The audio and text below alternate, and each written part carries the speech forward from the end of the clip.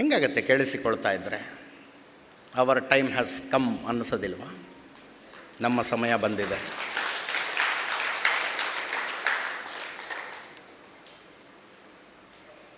ನಾನು ಶ್ರೀಕಾಂತ್ ಶೆಟ್ಟರು ನಮ್ಮಿಬ್ಬರಿಗಿರುವಂಥ ಕಾಮನ್ ಇಂಟ್ರೆಸ್ಟ್ ಒಂದು ಏನಂದರೆ, ನಾವು ಭಯೋತ್ಪಾದನೆ, ಆಂತರಿಕ ಭದ್ರತೆ, ಸ್ವಲ್ಪ ಸಬ್ಜೆಕ್ಟ್ ಆಫ್ ಇಂಟ್ರೆಸ್ಟ್. ಇತ್ತೀಚಿನ ಒಂದು ಬೆಳವಣಿಗೆ ನೀವು ಗಮನಿಸಿರಬೇಕು. ಕತಾರ್ ದೇಶದಲ್ಲಿ ಬೇಹುಗಾರಿಕೆ ಆರೋಪದ ಮೇಲೆ 8 ಜನ ಭಾರತೀಯರು ಸಿಕ್ಕಾಕೊಂಡ್ಬಿಟ್ಟಿದ್ದರು. ಬೇಹುಗಾರಿಕೆ ಆರೋಪದಲ್ಲಿ ಬೇಹುಗಾರಿಕೆ ಆರೋಪದ ಮೇಲೆ ಒಂದು ಹಾಸ್ಟೈಲ್ ನೇಷನ್ನಲ್ಲಿ ಯಾರು ಸಿಕ್ಕಾಕೊಂಡಿದ್ದಾರೆ ಅಂದರೆ ಅವ್ರ ಮನೆಗಳವರು ಇಲ್ಲಿ ತಿಥಿ ಮಾಡ್ಕೊಳ್ಳೋಕೆ ಅಡ್ಡಿ ಇಲ್ಲ. ನಾನು ಇದನ್ನು ತುಂಬ ಪ್ರಾಮಾಣಿಕವಾಗಿ ಹೇಳ್ತಿದ್ದೀನಿ. ಬರೋದಿಲ್ಲ ರೀ, ಅವರು ಬದುಕಿ ಬರೋಕ್ಕೆ ಸಾಧ್ಯ ಇಲ್ಲ. ಆ ಆರೋಪನೇ ಅಂಥದ್ದು. ಎಲಿನ್ ಕೊಹ್ಲಿ ಕಥೆಯನ್ನು ನಾವು ಆವಾಗ ಹೇಳ್ತೀವಿ. ಆವಾಗ ಹೇಳ್ತೀವಿ. ಆತ ಸಿಕ್ಕಾಕ್ಕೊಂಡಾಗ ಸಿರಿಯಾದಲ್ಲಿ ಸಿಕ್ಕಾಕೋತಾನೆ. ಡಮಾಸ್ಕಸ್ನ ಮುಖ್ಯ ಸರ್ಕಲ್ನಲ್ಲಿ ನೇಣಿಗೆ ಹಾಕಿ ದಿನಗಟ್ಟಲೆ ಬಿಟ್ಟರು ಆತನ ಹೆಣವನ್ನು. ಬೇಹುಗಾರನೊಬ್ಬನನ್ನು ಹಿಡಿದಿದ್ದೀವಿ ನೋಡಿ ಇಲ್ಲಿ ಅಂತ. ಒಂದು ತುಂಬ ಪವರ್ಫುಲ್ ದೇಶ ತನ್ನ ದೇಶದ ಪ್ರಜೆ ಬೇಹುಗಾರಿಕೆ ಆರೋಪದಲ್ಲಿ ಸಿಕ್ಕಾಕ್ಕೊಂಡಿದ್ದಾನಂದರೆ ಅಟ್ ದಿ ಮೋಸ್ಟ್ ಏನು ಮಾಡ್ಬೋದು ಅಂದರೆ ಗಲ್ಲು ಶಿಕ್ಷೆ ಆಗದಂತೆ ತಡೆಯಬಹುದು. ಆದರೆ ಆತ ಜೀವನ ಪರ್ಯಂತ ಅವ್ರ ಜೈಲಿನಲ್ಲಿ ಕೊಳಿತಾನೆ. ಸಿಕ್ಕಾಕ್ಕೊಂಡಿರೋನು ಕೊಳಿತಾನೆ. ಇತಿಹಾಸ ಹೇಳುತ್ತದು. ಮೊನ್ನೆ ಭಾರತದ 8 ಜನ ಅದು ಹೆಂಗೆ ಅಂದರೆ ಫಾರಿನ್ ಟ್ರಿಪ್ ಮುಗಿಸ್ಕೊಂಬಂದ್ರೇನೋ ಅನ್ನೋರಂಗೆ ವಾಪಸ್ ಬಂದುಬಿಟ್ರೆ.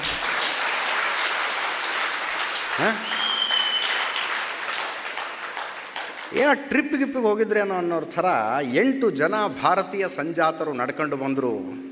ನಾನು ಅವ್ರು ಬೇಹುಗಾರರು ಹೌದು ಅಲ್ವೋ ಅಲ್ಲೇನು ಅದ್ರ ಬಗ್ಗೆ ನಾನು ಮಾತೇ ಆಡ್ತಿಲ್ಲ. ಬೇಹುಗಾರಿಕೆ ಆರೋಪದ ಮೇಲೆ ಬಂಧಿತರಾಗಿದ್ದರು.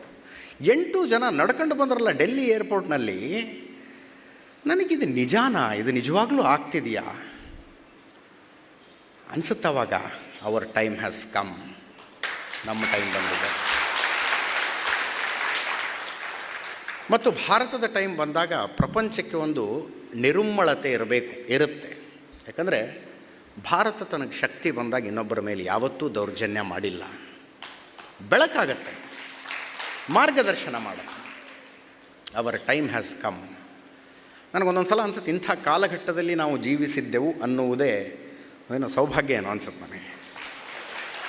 ಅದಕ್ಕೆ ನನ್ನ ಮಕ್ಕಳಿಗೆ 4 ವರ್ಷ ಈಗ.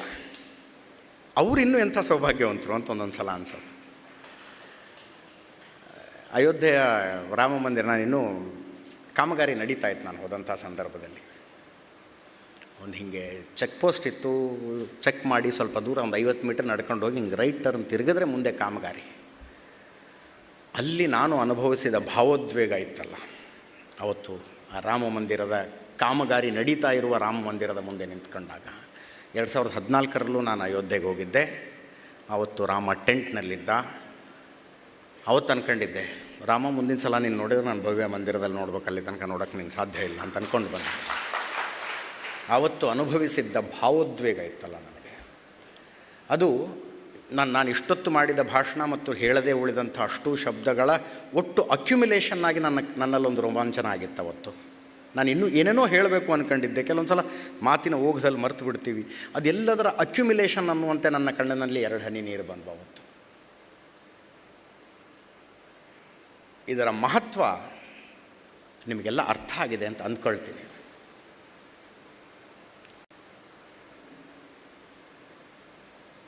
ಇಸ್ರೇಲ್ನಲ್ಲಿದ್ದೆ ನಾನು ಕಳೆದ ಅಕ್ಟೋಬರು. ಅನೇಕ ಕಡೆ ಈ ಮಾತಲ್ಲಿ ಹೇಳಿದ್ದೀನಿ, ರಿಪಿಟೇಷನ್ ಅನಿಸಿದ್ರೂ ಪರವಾಗಿಲ್ಲ. ಟೆಲ್ ಅವೀವ್ಗೆ ಹೋಗಿ ಇಳಿದೆ. ಗೊತ್ತಿಲ್ಲ, ನಾನು ಫಸ್ಟ್ ಟೈಮ್ ಇಸ್ರೇಲ್ಗೆ ಹೋಗಿದ್ದು. ಅಲ್ಲಿರುವ ಇದ್ದಿದ್ದರಲ್ಲೇ ಉತ್ತಮ ಹೋಟೆಲ್ ಯಾವುದು ಟೆಲ್ ಅವೀವ್ ಅಂತ ಸರ್ಚ್ ಮಾಡಿದರೆ ಸಿಗುತ್ತಲ್ಲ, ಹಾಗೊಂದು ಹೋಟೆಲ್ ಹುಡುಕಿದ್ದೆ ನಾನು. Crowne Plaza, city plaza something. ಟೆಲ್ ಅವೀವ್ನ ಹೃದಯ ಭಾಗದಲ್ಲಿತ್ತು ಒಂದು ಸ್ಟಾರ್ ಹೋಟ್ಲು. ಅಲ್ಲಿ ಹೋದರೆ, ಟ್ಯಾಕ್ಸಿ ಮಾಡ್ಕೊಂಡು ಅಲ್ಲಿ ಹೋದರೆ ಹೋಟೆಲ್ ತುಂಬ ಮಕ್ಕಳು ಓಡಾಡ್ತಿದ್ರು. ದೊಡ್ಡವರು ಇದ್ದರು, ಸ್ವಲ್ಪ ಆತಂಕಗೊಂಡಿದ್ದರು, ಕೆಲವರು ಅಳುತ್ತಿದ್ದರು, ವಯಸ್ಸಾದವರಿದ್ದರು. ಮೇಲೆ ಅಲ್ಲಿ ಊಟದ ಹಾಲ್ ಇರುತ್ತಲ್ಲ, ಅಲ್ಲಿಗೆ ಹೋದರೆ ರೌಂಡ್ ಟೇಬಲ್ ಹಾಕ್ಕೊಂಡು ಒಂದು ಫ್ಯಾಮಿಲಿ ಅನ್ನೋ ಥರದ್ದನ್ನು ಕೂಡಿಸ್ಕೊಂಡು ಯಾರೋ ಮಾತಾಡ್ತಿದ್ರು. ಮಕ್ಕಳ ಕೈಯಲ್ಲಿ ಹೊಸ ಹೊಸ ಆಟಿಕೆಗಳಿದ್ವು. ನಂಗೆ ಗೊತ್ತಾಯ್ತು ಅಂದರೆ ದಿಸ್ ಈಸ್ ನಾಟ್ ಹೋಟೆಲ್ಗೆ ಹೋದ ತಕ್ಷಣ ಇದನ್ನ ಯಾರೂ ಎಕ್ಸ್ಪೆಕ್ಟ್ ಮಾಡೋದಿಲ್ಲ ನೀವು. ಇದೇನೋ ವಿಚಿತ್ರವಾಗಿದೆಯಲ್ಲ ಅಂತ. ನಾನು ರಿಸೆಪ್ಷನಿಸ್ಟ್ ಹತ್ರ ಹೋಗಿ ಕೇಳಿದೆ ಏನಾಗಿದೆ ಅಂತ. ಅವ್ರು ಹೇಳಿದರು, ಹಮಾಸ್ ಭಯೋತ್ಪಾದಕರ ದಾಳಿಗಳು ಯಾವ್ಯಾವ ಊರಿನ ಮೇಲಾಗಿದೆಯಲ್ಲ ಆ ಊರಿನಿಂದ ಜನರನ್ನು ಸರ್ಕಾರ ಸುರಕ್ಷಿತವಾಗಿ ಕರ್ಕೊಂಡು ಬಂದಿದೆ. ಅವ್ರಿಗೆ ಇರೋದಕ್ಕೆ ಸರ್ಕಾರ ವ್ಯವಸ್ಥೆ ಮಾಡಿದೆ. ಮಕ್ಕಳಿಗೆ NGOದವ್ರು ಯಾರೋ ಒಂದು ಆಟಿಕೆಯನ್ನು ತಂದು ಕೊಡ್ತಿದ್ದಾರೆ. ಅವರು ಸೈಕಾಲಜಿಕಲ್ ಶಾಕ್ನಲ್ಲಿದ್ದಾರೆ, ಆದ್ದರಿಂದ ಕೌನ್ಸಿಲಿಂಗ್ ಮಾಡ್ತಾಯಿದ್ದೀವಿ ಅಂತ. ಮಾರನೇ ದಿವಸ ನಾನು ರಣರಂಗದ ಕಡೆ ಹೋದೆ, ಯುದ್ಧ ಭೂಮಿಯ ಕಡೆ, ಟುವರ್ಡ್ಸ್ ಗಾಜಾ ಐ ವೆಂಟ್. ಗಾಜಾದಿಂದ ಬರ್ತಾ ಇದ್ದ ಕಥೆಗಳು ರಣಭೀಕರವಾಗಿತ್ತು. ಇವರು ಹೊಡಿತಾ ಇದ್ದ ರೀತಿಗೆ ಕಟ್ಟಡಗಳು ಹೆಂಗೆ ಬೀಳ್ತಿದ್ವು ಅಂದರೆ, ಒಳಗೆ ಯಾವನು ಸಿಕ್ಕಾಕ್ಕೊಂಡಿದ್ದಾನೋ, ಯಾವನು ಇಲ್ವೋ, ಮಕ್ಕಳು ಬದುಕಿದ್ರಾ ಇಲ್ವಾ, ಅಲ್ಲಿ ಊಟ ಮಾಡಿ ಎಷ್ಟೋ ದಿವಸ ಆಗಿದೆ, ಕುಡಿಯೋಕ್ಕೆ ನೀರಿಲ್ಲ, ಔಷಧಿ ಇಲ್ಲ, 7 ಹಾಸ್ಪಿಟ್ಲ್ ಇದ್ದಾವೆ, 4 ಹಾಸ್ಪಿಟ್ಲಿಗೆ ಕರೆಂಟ್ ಇಲ್ಲ, ಇನ್ನು 2 ಹಾಸ್ಪಿಟ್ಲು ಜನ್ರೇಟರ್ ಮೇಲೆ ನಡೀತಾ ಇದ್ವು, ಜನ್ರೇಟರ್ಗೆ ಡೀಸೆಲ್ ಖಾಲಿ ಆಗ್ತಾ ಬಂದಿದೆ. ಮಕ್ಕಳ ಸಾವುಗಳು, ಹೆಣ್ಣು ಮಕ್ಕಳ ಸಾವುಗಳು. ನಾನು ಆ ರಣರಂಗದಲ್ಲಿ ಕೂತ್ಕೊಂಡು ಒಂದು ಯೋಚನೆ ಮಾಡ್ತಾಯಿದ್ದೆ. ನನಗೆ ರೈಟ್ ಸೈಡ್ ಗಾಜಾ ಇತ್ತು, ಲೆಫ್ಟ್ ಸೈಡ್ ಇಸ್ರೇಲ್ ಇತ್ತು. ಲೆಫ್ಟ್ ಸೈಡಿನ ಮಕ್ಕಳು 5 ಸ್ಟಾರ್ ಹೋಟೆಲ್ನಲ್ಲಿ ಹೊಸ ಆಟಿಕೆಗಳೊಂದಿಗೆ ಆಡ್ತಾಯಿದ್ರು. ಇಲ್ಲಿನ ಮಕ್ಕಳಿಗೆ ಕುಡಿಯೋದಕ್ಕೆ ಅನ್ನ ಇಲ್ಲ, ತಿನ್ನೋದಕ್ಕೆ ಅನ್ನ ಇಲ್ಲ, ಕುಡಿಯೋದಕ್ಕೆ ನೀರಿಲ್ಲ, ಟ್ರೀಟ್ಮೆಂಟಿಗೆ ಔಷಧಿ ಇಲ್ಲ. ಅವತ್ತು ಅಂದ್ಕೊಂಡೆ, ವಾಟ್ ಮೇಡ್ ದ ಡಿಫ್ರೆನ್ಸ್? ಬದಲಾವಣೆಯನ್ನು ಏನು ಮಾಡ್ತು? ಪ್ರಜಾಪ್ರಭುತ್ವ ಎಲ್ರಿಗೂ ಒಂದೊಂದು ಅವಕಾಶ ಕೊಟ್ಟಿತ್ತು. ಈ ಕಡೆ ಇದ್ದವ್ರು ಹಮಾಸ್ಗೆ ಓಟ್ ಹಾಕಿದ್ರು, ಈ ಕಡೆ ಇದ್ದವ್ರು ಇನ್ನೊಬ್ರಿಗೆ ಓಟ್ ಹಾಕಿದ್ರು. ಅಷ್ಟೇ. That made the difference. ಇವತ್ತು ಕೂತ್ಕೊಂಡು ಪ್ರಪಂಚದ ಮುಂದೆ ಹತ್ರ ಏನೂ ಪ್ರಯೋಜನ ಇಲ್ಲ. ಅಯ್ಯೋ ಇಸ್ರೇಲ್ ಹಂಗೆ ಮಾಡ್ತು, ಇಸ್ರೇಲ್ ಹಿಂಗೆ ಮಾಡ್ತು. ನಿಮ್ಮನ್ನು ಯಾರಿಗೆ ನೀವು ಓಟ್ ಹಾಕಿದ್ರಲ್ಲ ಅವ್ರ ಕೈ ಎತ್ಕೊಂಡು ಓಡೋಗಿದ್ದಾರೆ. ಇನ್ನೇನು ಮಾಡೋಕ್ಕಾಗತ್ತೆ? ಯಾರೇನು ಮಾಡ್ತಾರೆ? ನಿಮ್ಮನ್ನು ರಕ್ಷಿಸೋ ಹೊಣೆ ಇತ್ತು ಅವ್ರ ಮೇಲೆ. ಓಟ್ ಹಾಕಿದ್ರಿ ನೀವು, ಅವರಿಗೆ ಆರಿಸಿ ತಂದಿದ್ರಿ ಅವರನ್ನು. ಅಂಥವ್ರು ಫಸ್ಟ್ ಆಫ್ ಆಲ್ ಇಸ್ರೇಲ್ ಮೇಲೆ ಒಂದು ದಾಳಿ ಮಾಡಿದ್ದು ತಪ್ಪು. ದಾಳಿ ಮಾಡಿದ ಮೇಲೆ ಹೋಗಿ ಬಿಲಗಳಲ್ಲಿ ಅವಿತುಕೊಂಡ್ರು, ಹೆಗ್ಗಣ ಅವತ್ತಿಟ್ಕೊಂಡ್ರು ವಾಪಸ್ ಇಸ್ರೇಲ್ ದಾಳಿ ಮಾಡೋದಕ್ಕೆ ಬಂದಾಗ, ತನ್ನದೇ ನಾಗರಿಕರನ್ನು ಸಾಯೋದಕ್ಕೆ ಬಿಟ್ಟು. ಅದಕ್ಕೆ ನನಗೆ ಯಾವಾಗಲೂ, ನಾನು ಓಟನ್ನು ಚೇಂಜ್ ಮಾಡಿಸಿಲ್ಲ, ನೆನ್ಪಿಟ್ಕೊಳ್ಳಿ. ನನ್ನ ಊರು ಹುಬ್ಳಿ ಹತ್ರ ಒಂದು ಹಳ್ಳಿ. ಪ್ರತಿ ಎಲೆಕ್ಷನ್ಗೂ ನಾನು ಅಲ್ಲೇ ಹೋಗಿ ಓಟ್ ಹಾಕಿ ಬರ್ತೀನಿ. ಗ್ರಾಮ panchayat, taluk panchayat, what ever it is. ಯಾಕಂದರೆ ಒಂದು ಓಟು ನಂದು ಏನೋ ಈ ಕಡೆ ಆಗಿ ಅಲ್ಲಿನ ಜನರಿಗೊಬ್ಬ ರಾಂಗ್ ರಿಪ್ರೆಸೆಂಟೇಟಿವ್ ಬರಬಾರ್ದು ಅಂತ. ನಾನು ಯಾವತ್ತೂ ಹಿಂಗೆ ಮತದಾನದ ಬಟನಿಗೆ ಕೈ ಹೋಗುವಾಗ ಉಳಿದಿದ್ದು ಎಲ್ಲ 1000 ಕಂಡೀಷನ್ಸ್ ಇರ್ತವೆ. ಜಾತಿ, ಧರ್ಮ, ಗುಡಿ ಗುಂಡಾರ, ಮಂದಿರ, ಮಸೀದಿ, ಅದೆಲ್ಲದರ ಜೊತೆ ಒಂದು ಕ್ರೈಟೀರಿಯಾ ನೀವು ಓಟ್ ಹಾಕುವಾಗ ಸೇರ್ಕೋಬೇಕು, ನಿಮ್ಮ ಮಕ್ಕಳ ಭವಿಷ್ಯ. ಯಾವಾಗಲೂ ನಾನು ಅದನ್ನು ನೆನಪಿಸ್ಕೊಂಡು ಓಟ್ ಹಾಕ್ತೀನಿ. ಉಳಿದಿದ್ದೆಲ್ಲ ಓಕೆ, ಒಂದು ಸ್ವಲ್ಪ ಹೆಚ್ಚು ಕಡಿಮೆ ಮಾಡ್ಕೊಳ್ಳೋಣ. ಒಂದಕ್ಕೆ ಓಟ್ ಹಾಕಿದರೆ 2000 ರೂಪಾಯಿ ತಿಂಗಳ ಬರುತ್ತೆ, ಹೆಣ್ಮಕ್ಳು ಫ್ರೀಯಾಗಿ. ನಾನು ಅದನ್ನು ತಮಾಷೆಯಾಗಿ ಹೇಳ್ತಿಲ್ಲ. ಎಲ್ಲವೂ ಕನ್ಸಿಡ್ರೇಷನಲ್ಲಿ ಇರುತ್ತಪ್ಪ. ಯಾರಿಗೂ 2000 ದೊಡ್ಡ ಅಮೌಂಟ್ ರೀ. ಇನ್ಯಾರಿಗೂ ಫ್ರೀಯಾಗಿ ಬಸ್ನಲ್ಲಿ ಓಡಾಡೋದು ದೊಡ್ಡ ವಿಷಯ. ಅದು let that B A consideration. ಆದರೆ ಮಕ್ಕಳ ಭವಿಷ್ಯ ಏನಾಗುತ್ತೆ, that is a bigger concern. ಒಂದು ಮೊಮೆಂಟಮ್ ಅಂತ ಸಿಕ್ಕಿರುತ್ತೆ ಯಾವಾಗಲೂ. ಆ ಮೊಮೆಂಟಮ್ ಲಾಸ್ ಆಗಬಾರ್ದು. ಕೊನೆಯದಾಗಿ ನಂದು 5 ನಿಮಿಷ. ಮೊನ್ನೊಬ್ಬರು ಭಾಳ ಇಂಟ್ರೆಸ್ಟಿಂಗ್ ಬಿಸ್ನೆಸ್ದು ಒಂದು ಐಡಿಯಾ ಹಿಡ್ಕೊಂಡು ಬಂದಿದ್ರು. ಭಾಳ ಚೆನ್ನಾಗಿತ್ತು ಅದು. ಅವರೊಂದು ಅಂದರೆ nothing related to this subject. ಒಂದು ಆ್ಯಪ್ ಮಾಡಿದ್ದಾರೆ.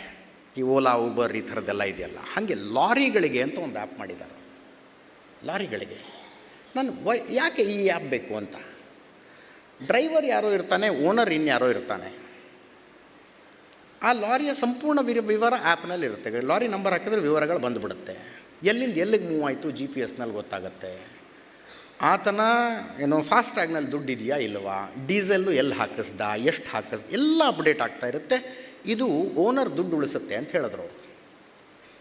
ಹೀಗೆ ಮಾತಾಡ್ತಾ ನಾನು ಸಾಮಾನ್ಯ ಬೆಂಗಳೂರಿನಿಂದ ಹುಬ್ಳಿ ತನಕ ನಾನೇ ಡ್ರೈವ್ ಮಾಡೋ ಅಭ್ಯಾಸ ನನಗೆ. ನಂಗೆ ಕರೆಕ್ಟಾಗಿ ಎಲ್ಲಿ ರೋಡ್ ಹಂಪ್ ಬರುತ್ತೆ ಅನ್ನೋದು ಕೂಡ ನೆನಪಿದೆ, ಯಾವ ಕ್ರಾಸಲ್ಲಿ ಬರುತ್ತೆ ಅಂತ. ನಾನು ಹೇಳ್ತಾ ಇದ್ದೆ, ಇಂಥಲ್ಲಿ ಬರುತ್ತೆ ನೋಡಿ ಅಂತ. ಅದನ್ನು ತೆಗ್ಸೋಕ್ಕೆ ನಾವು ಅಪೀಲ್ ಮಾಡಿದ್ದೀವಿ ಅಂದರು. ಯಾಕೆ ರೋಡ್ ಹಂಪ್ ತೆಗೆಸ್ತೀರಿ? ಸುರಕ್ಷತೆಗಾಗಿ. ಅವರೊಂದು ಮಾತು ಹೇಳಿದ್ರು, ಒಂದು 10 ವೀಲ್ ಲಾರಿ ರೋಡ್ ಹಂಪಿಗೆ ಬಂದು ಬ್ರೇಕ್ ಹಾಕಿ ಟಾಪ್ ಗೇರ್ನಿಂದ ನ್ಯೂಟ್ರಲ್ ಬಂದು ಮತ್ತೆ ಫಸ್ಟ್ ಗೇರ್ ಹಾಕಿ ಪಿಕಪ್ ಆಗಿ ಹೋಗುವಷ್ಟರಲ್ಲಿ ₹1.20 ಲಾಸ್ ಆಗುತ್ತೆ. ಒಂದು ಲಾರಿ 10 ವೀಲ್ ಲಾರಿ ಬ್ರೇಕ್ ಹಾಕಿ ಮುಂದೆ ಹೋಗೋಷ್ಟೊತ್ತಿಗೆ ₹1.20 ಲಾಸ್ ಆಗುತ್ತಂತೆ. ಹಂಗೆ ಎಷ್ಟು ಲಾರಿಗಳು ಓಡಾಡ್ತಿರ್ತವೆ, ಒಂದು ರೋಡ್ ಹಂಪ್ ಎಷ್ಟು ಲಾಸ್ ಮಾಡುತ್ತೆ ಅಂತ ಹೇಳಿದ್ರು ಅವರು. ನಾನು ಅಂದ್ಕೊಂಡೆ, ಒಂದು ಲಾರಿಯಿಂದ ಅಷ್ಟು ಲಾಸ್ ಆಗುತ್ತಂದರೆ ಒಂದೇ ವೇಗದಲ್ಲಿ ಹೋಗ್ತಾ ಇರುವ ದೇಶ ಹಿಂಗೆ ನಿಂತು ಹಿಂಗೆ ಮುಂದೆ ಹೋಗೋದ್ರೆ ಎಷ್ಟು ಲಾಸು ಅಂತ. ಇಡೀ ದೇಶ ಯಾವತ್ತೂ ನಿಮಗೆ ಗೊತ್ತಿಲ್ಲ, ನೀವು ಹೇಳ್ತಿರೋಲ್ಲ, ಹುಬ್ಳಿ ಕಡೆ ಮೌಸಮ್ ಕಟ್ಟಾಗಬಾರ್ದು ಅಂತಾರೆ, ಅಂದರೆ ಆ ಸ್ಪೀಡ್ ಕಟ್ಟಾಗಬಾರ್ದು ಅಂತ ಹೇಳ್ತಾ ನಾನು ಏನು ಹೇಳಬೇಕು ಹೇಳಿದ್ದೀನಿ ಅಂದ್ಕೊಳ್ತೀನಿ ಅಂತಂದು ಇದರೊಂದಿಗೆ ಇವತ್ತಿನ ಈ ಕಾರ್ಯಕ್ರಮವನ್ನು ಮುಗಿಸ್ತಾ ಇದ್ದೀನಿ. ಮತ್ತೊಮ್ಮೆ ಕೂರ್ಮ ಬಳಗಕ್ಕೆ ಧನ್ಯವಾದ. ನಿಮ್ಮ ಉತ್ಸಾಹ ಇದೆಯಲ್ಲ, ನೋಡಿದ್ರೆ ಖುಷಿಯಾಗತ್ತೆ. ತುಂಬ ಧನ್ಯವಾದ. ತುಂಬ ಹೆಕ್ಟಿಕ್ ಶೆಡ್ಯೂಲ್ ಮಧ್ಯೆ ಉಡುಪಿಯ ಈ ಸಹೃದಯರ ಜೊತೆಗೆ ಬೆರೆಯುವಂಥ ಒಂದು ಅವಕಾಶವನ್ನು ಕೊಟ್ಟಿದ್ದಕ್ಕೆ ಮತ್ತು ಇಂಥ ಪ್ರಖರ ವಾಗ್ಮಿಯನ್ನು ಇವತ್ತು ಪರಿಚಯಿಸಿ ಮಾತನಾಡಿಕೊಳ್ಳುವಂಗಾಯಿತು ಅಂತ ಹೇಳ್ತಾ ನನ್ನ 4 ಮಾತುಗಳನ್ನು ಮುಗಿಸ್ತೀನಿ. ಧನ್ಯವಾದ.